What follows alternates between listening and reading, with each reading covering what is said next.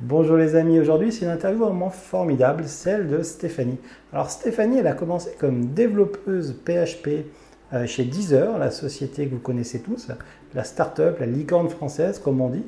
Ils étaient 8 à l'époque et aujourd'hui elle est responsable informatique à la campagne. Alors c'est un double coup de cœur cette interview parce qu'il y a toute la richesse du parcours de Stéphanie qui va pouvoir vous apporter beaucoup de réponses, beaucoup d'informations utiles, mais également on va aborder le sujet de la place des femmes dans l'IT, dans le monde du numérique, et c'est quelque chose qui me tient vraiment à cœur.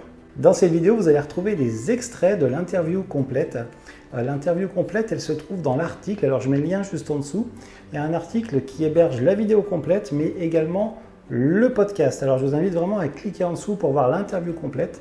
Je vous ai mis des moments vraiment intéressants. On va parler du métier à la campagne, de comment on peut travailler à distance à la campagne avec un poste à responsabilité. On va parler de réseautage, de comment on fait des liens justement dans le métier. On va parler également d'apprendre de ses collègues, comment apprendre à apprendre, ou en tout cas les bénéfices.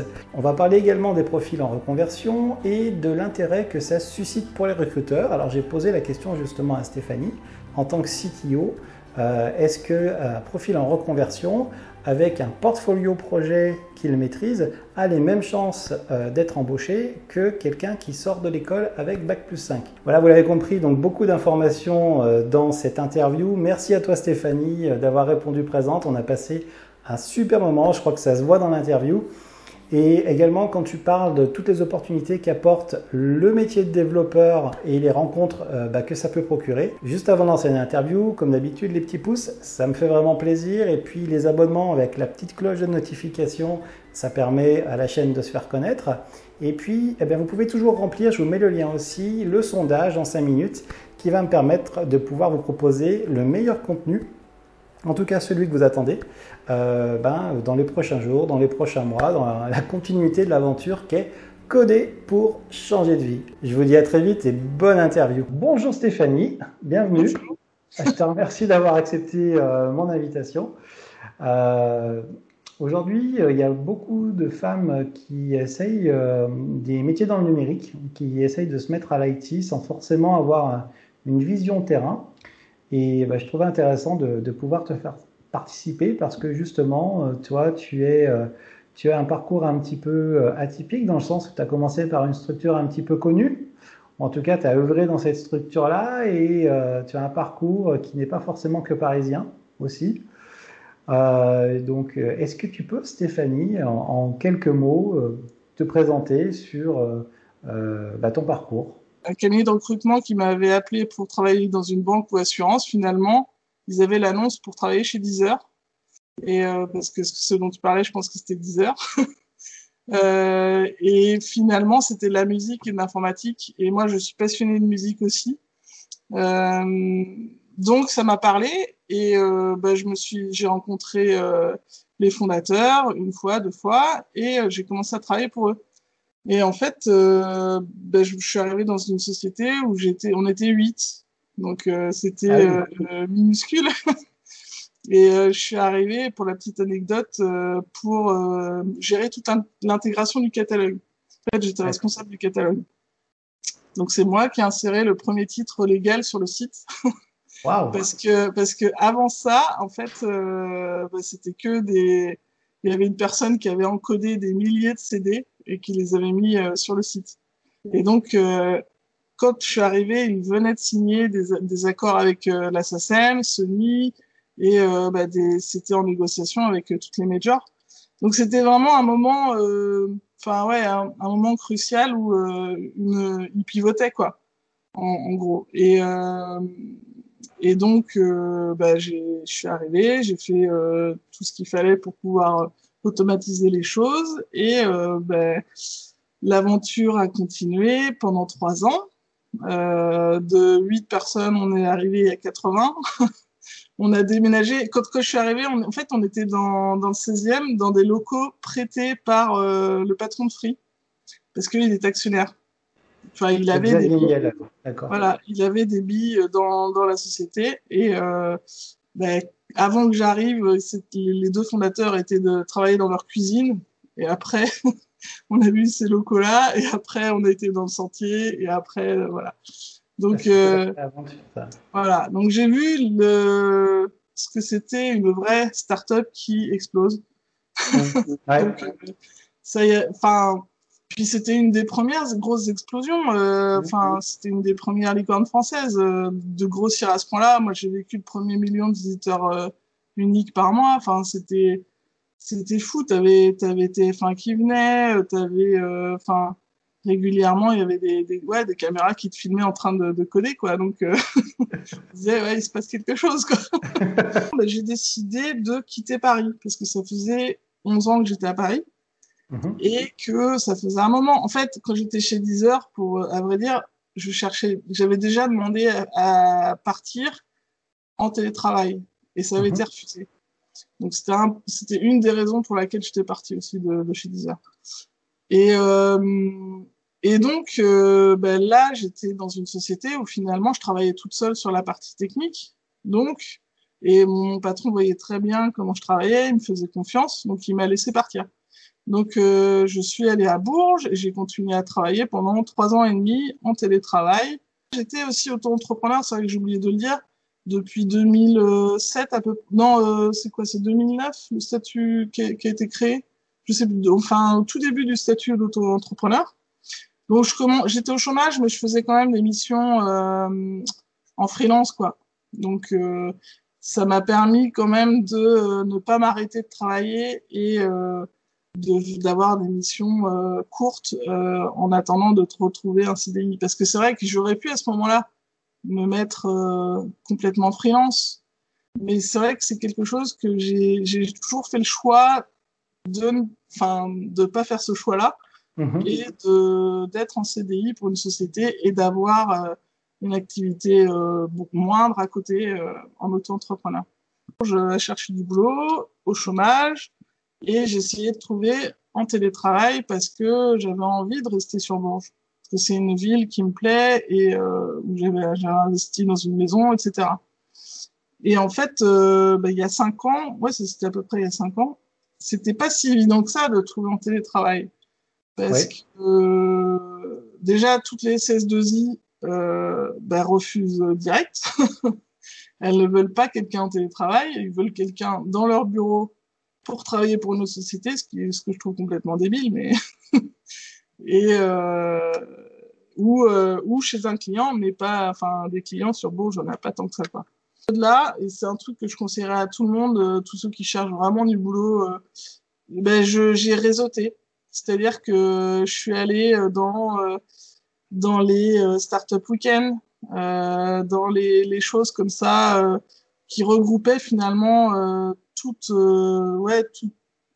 ceux qui gravitent autour de l'IT sur Bourges, quoi. Et c'est là que j'ai rencontré le patron d'une agence digitale. Donc c'était pas agence web, c'était agence digitale, donc il faisait beaucoup de développement mobile et un petit peu de site internet et un peu d'interface web. On en apprend tout le temps en fait. J'avais 15 ans d'expérience, mais j'apprenais encore des choses. Parce que c'est vraiment au contact de tes collègues que tu apprends. Parce qu'il y a des méthodes de travail différentes, des manières de faire qui font que tu te dis ah ouais finalement ça c'est enfin où tu te challenges. Enfin voilà, c'est assez ouais je pense que ça c'est important de le dire aussi, oui, que t'apprends tout le temps donc avec tes collègues. Où je suis 6 jours par mois à la campagne dans l'entreprise et les 3 quarts du temps chez moi en télétravail.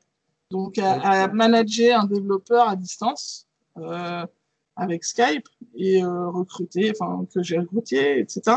Enfin un esprit informaticien, je pense, que moi j'adore, mais faut pas que ça effraie justement ce que tu disais là. Faut pas que ça effraie les femmes qui débutent et qui aient peur de ça. Mais parce que au contraire, c'est toujours très bon enfant et bienveillant. Et après, le côté être femme, quand tu arrives dans une boîte, peut-être qu'il y en a certaines qui en jouent et qui justement se font aider un peu plus en jouant du fait que tu es une femme, je sais pas. enfin, ça n'a jamais été mon cas, voilà, je pense qu'au contraire, les femmes sont vraiment les bienvenues partout. Parce que à chaque fois que je suis arrivée, on m'a dit ah une femme et tout. Enfin voilà, ils sont contents de justement d'avoir des collègues pas que des hommes tout le temps. Oh, vaste question. Euh... Sinon, la réponse pour la création de l'univers, c'est 42. Donc, Oui, c'est vrai. Alors, les clés pour réussir, je pense que déjà, faut être passionné. Faut aimer coder. Parce que si tu commences une formation d'informatique, puis tu te rends compte que ça te saoule de coder et de chercher, c'est pas fait pour toi. C'est sûr. Parce que faut être patient. Ouais, la patience, c'est important aussi en informatique. Parce que tu peux chercher pendant des heures un point virgule qui manque. Donc, faut aimer ce côté-là de fouiller et chercher et essayer différentes choses de différentes manières et tout. Pour réussir, il faut aimer se former par soi-même. Parce que là, tu parles de personnes qui vont faire, par exemple, une formation courte. Enfin, en reconversion, c'est beaucoup ça. Tu fais 1 an de formation et puis après, tu te retrouves sur le métier, enfin, sur informaticien comme ça.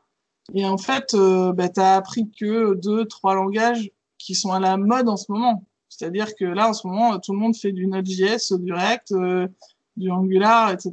Et que finalement, tu connais rien au Java, tu connais rien au PHP, tu connais, enfin. Et donc, tu bosses pendant 1 an pour une boîte, puis finalement, tu veux quitter la boîte, et puis tu cherches du boulot, et puis les technos ont changé, et tu te retrouves avec un CV où tu sais faire que ça, et si tu sais pas apprendre un autre langage, c'est difficile. Et quelqu'un qui qui sort d'une reconversion professionnelle, mais avec un portefeuille projet, un portfolio qui sait expliquer, tu vois, tu vas gratter un petit peu la personne, tu vas voir qu'elle a compris tous les concepts. Et qui a fait des projets par lui-même à côté. Ouais. Et Ouais. Est-ce que tu es prêt à mettre au même niveau d'égalité les deux candidats? Oui, et j'aurais même tendance à dire d'aller peut-être plus vers celui qui se reconvertit. Parce que s'il a fait des trucs comme ça à côté, et puis c'est qu'il a l'envie. Il a envie de chercher. Puis en plus, il a cherché par lui-même avant de se former. Donc, ces profils-là, moi, je les trouve super intéressants. Les mecs, c'est vachement plus simple. Hein. T'as pas d'histoire entre filles. C'est un bon argument, ça. Ça, c'est très vrai en plus. Tu sais, moi, comme on en discutait, enfin, comme tu sais peut-être, moi, je suis passionné de foot, donc qui est aussi un milieu masculin. Et j'ai entraîné des filles, mais entraîné une équipe de filles, mais c'est non, mais c'est que c'est beaucoup plus d'histoire qu'un groupe masculin. Donc c'est vrai que comme actuellement, oui, la majorité des développeurs c'est des hommes, t'as beaucoup plus de chances de travailler avec des hommes et moi j'adore ça. Alors que effectivement travailler avec des femmes, c'est différent. C'est différent. Il y a des complémentarités bénéfiques à Ouais, assembler tout ça, je pense. Ouais. et ouais, tu peux toucher à plein de trucs avec l'informatique. Donc, si justement t'hésites entre plein de domaines, l'informatique, c'est le bon endroit.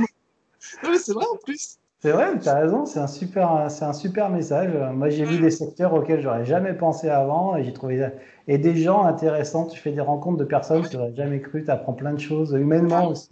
Ah ouais, je partage. Moi, je travaille avec un veto. Enfin, j'ai un de mes collègues qui est veto. Et c'est hallucinant ce qu'il nous. Enfin, quand tu discutes avec lui, enfin, il est docteur, quoi. Donc, j'imaginais pas qu'un jour un de mes collègues serait veto, quoi. Et voilà, les extraits sont déjà finis, mais vous pouvez retrouver l'interview complète, comme je vous l'ai dit, dans le lien juste en dessous vers l'article, ainsi que le podcast. Si vous voulez aller plus loin dans le métier de développeur, vous pouvez toujours télécharger mon guide d'un ami pour démarrer une carrière de développeur en 6 étapes. Que vous soyez débutant ou professionnel, vous aurez du contenu utile. Et puis moi, je vous dis à très très bientôt et je vous remercie. Ciao, ciao!